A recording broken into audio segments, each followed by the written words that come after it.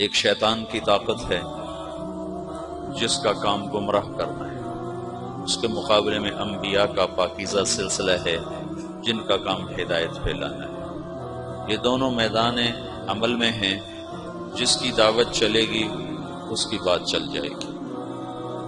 تو جو قرن اول ہے، قرن اول سے مراد 100 سال نہیں ہے۔ خیر القرون قرنی ثم الذین یلونہم ثم الذین یلونہم، یہ 300 سال نہیں بنتے ہیں، اس سے کم ہیں، وہ لکھے ہوئے ہیں کتابوں میں، مجھے یاد نہیں ہے۔ 270 سال تمہارے شیخ کہہ رہے ہیں کہ وہ 270 برس بنتے ہیں رسول پاک صلی اللہ تعالی علیہ وسلم سے لے کر یہ بنو عباس کا دور آ جاتا ہے۔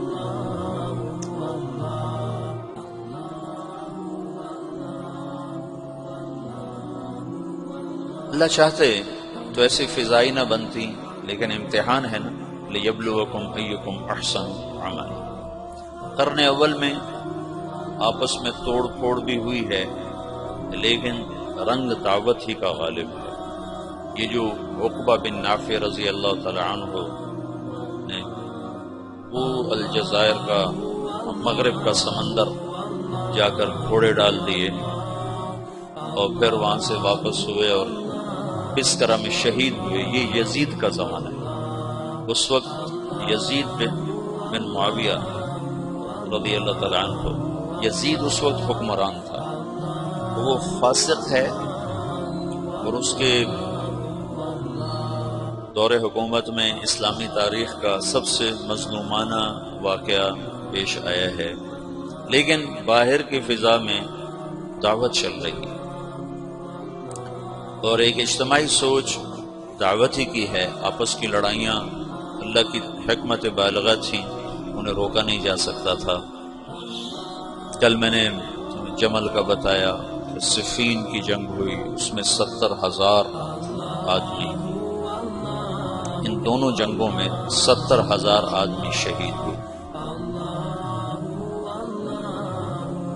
55,000 صفین میں اور 15,000 جمل میں، دونوں ملا کر 70۔ اور بعضے میں آتا ہے کہ صرف صفین میں طرفین سے 70,000 لوگ شہید ہوئے، 35,000 حضرت علی کی طرف سے اور 45,000 حضرت معاویہ رضی اللہ تعالی عنہ کی طرف سے شہید ہوئے۔ اور پھر بہرحال تقدیر کے فیصلے ہیں، بڑے بڑے نامور، بڑے بڑے نام، عمار بن یاسر اسی میں شہید ہوئے، عبید اللہ بن عمر رضی اللہ تعالیٰ عنہ یہ حضرت معاویہ کی طرف سے لڑتے ہوئے شہید ہوئے، حضرت عمر کے بیٹے۔ عمار بن یاسر اللہ کے حضرت علی کی طرف سے لڑتے ہوئے شہید ہوئے۔ ذوالقلع الحمیری رضی اللہ عنہ، یہ ایک آدمی 1000 پہ بھاری تھے، 1000۔ حضرت معاویہ رضی اللہ عنہ کی طرف سے لڑتے ہوئے شہید ہوئے۔ ہاشم المرقال رضی اللہ تعالی عنہ یہ حضرت علی کی طرف سے لڑتے ہوئے شہید ہوئے ہیں، یہ بھی 1000 پہ بھاری تھے۔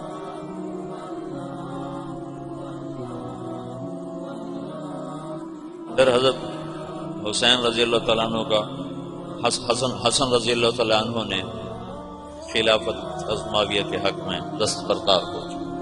اللہ کے نبی نے فرمایا تھا، ابنی ھذا سید سیصلح بین فئتین عظیمتین من المسلمین، میرا یہ بیٹا سردار ہے، یہ ان قریب میری امت کے 2 بڑے طبقات میں آپس میں صلح کرائے۔ حسن رضی اللہ عنہ بہت جہاں دیدہ، بڑے صاحب فراست، انہوں نے دیکھ لیا تھا کہ عراق میں وفا نہیں، بے وفا لوگ، غدار لوگ، وعدے سے پھر جانے والے لوگ، تو انہوں نے دیکھ لیا تھا کہ یہ انہوں نے میرے باپ کے ساتھ وفا نہیں کی، میرے ساتھ کیا وفا کریں۔ تو جب دونوں لشکر آمنے سامنے ہوئے، ادھر معاویہ رضی اللہ تعالیٰ عنہ کا، ادھر حضرت حسن کا، 80,000 حضرت حسن کے ساتھ تھے اور 60,000 حضرت معاویہ رضی اللہ عنہ کے ساتھ تھے، تو اس موقع پر حضرت معاویہ نے بھی کہا، ہائے اگر یہ آپس میں پھر لڑ گئے تو مسلمانوں کی حدود کی حفاظت کون کرے گا، من للثغور۔ تو اللہ کی تکوینی حکمتیں تھیں، طرفین میں کوئی بھی لڑنا نہیں چاہتا تھا، لیکن ہوا یہ سب کچھ اللہ کی قدرت سے ہوا۔ اس میں بھی ہزاروں سبق ہیں، حکمتیں ہیں، رحمتیں ہیں۔ ایک شخص نے خواب دیکھا کہ جنت میں خیمے لگے ہوئے، بڑا خوبصورت، تو وہ پوچھتا ہے یہ کن کے خیمے ہیں؟ تو فرشتہ کہتا وہ ذوالکلا حمیر اور ان کے ساتھیوں کے، جو جنگ صفین میں معاویہ رضی اللہ عنہ کی طرف شہید ہوئے کئی ان کے۔ تو وہ پوچھتا ہے تو علی کے ساتھی کدھر ہیں؟ کہ ان کا مقام بہت بلند ہے، وہ اوپر کے درجات، اوپر کے درجات۔ عمر بن عبدالعزیز رحمۃ اللہ علیہ نے خواب دیکھا کہ وہ حرم میں ہیں، اور حرم بیت اللہ کے اندر سے آواز آتی ہے علی بن ابی طالب کو اندر بلایا جائے، اور معاویہ بن ابی سفیان کو اندر بلایا جائے۔ تو دونوں حضرات اندر گئے، تو حضرت علی باہر نکلے، فقضى لي ربی رب الکعبہ، رب کعبہ کی قسم اللہ نے میرے حق میں فیصلہ دے دیا کہ میں حق پر ہوں۔ تو ویسے سارے اہل سنت والجماعت کا عقیدہ ہے کہ حضرت علی حق پر ہوں۔ اس کے پیچھے پیچھے حضرت معاویہ نکلے، وہ کہہ رہے تھے وغفر لی ربی ورب الکعبہ، رب کعبہ کی قسم میرے رب نے میری بخشش فرمائی۔ تو اصحابی کا نجوم بأيهم اقتديتم اهتديتم، اور اللہ اللہ فی اصحابی لا تتخذوهم من غرضا من بعدی، فمن احبهم فبحبی احبهم ومن ابغضهم فببغضی ابغضهم۔ یہ اللہ کے نبی کا فرمان ہے، ہم ان کے بارے میں سکوت، سب رضی اللہ عنہ، اللہ ان سے راضی ہے۔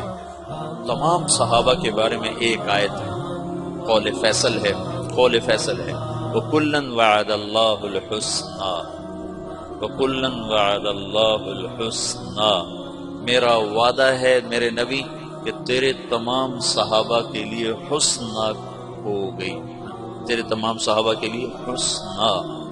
ٹھیک ہے، اب ایک آیت اور جوڑو تو حسنہ کا مطلب سامنے آ جائے۔ ان الذین سبقت لهم من الحسنى اولئک عنها مبعدون لا يسمعون حسیسها وهم فيما اشتهت انفسهم خالدون لا يحزنهم الفزع الاکبر وتتلقاهم الملائکہ هذا يومكم الذي كنتم توعدون۔ یہ حسنہ کی تفسیر خود قرآن میں آ گئی کہ جن کے لیے تیرا رب حسنہ کا فیصلہ کر چکا ہے وہ جہنم سے بڑی دور ہوں گے، اتنی دور ہوں گے کہ جہنم کی آواز ہی نہیں سن سکے، اس کا سانس ہی نہیں سن سکے، اس کی آہٹ ہی نہیں سن سکے، اور اپنی نعمتوں میں مزے میں ہوں گے ہمیشہ کے۔ اور اس دن کا خوفناک عالم انہیں خوف اور غم میں مبتلا نہیں ہونے دے گا، بلکہ وہ اپنے مزے میں ہوں، وہ فرشتے ان کا استقبال کریں گے۔ تو یہ تمام صحابہ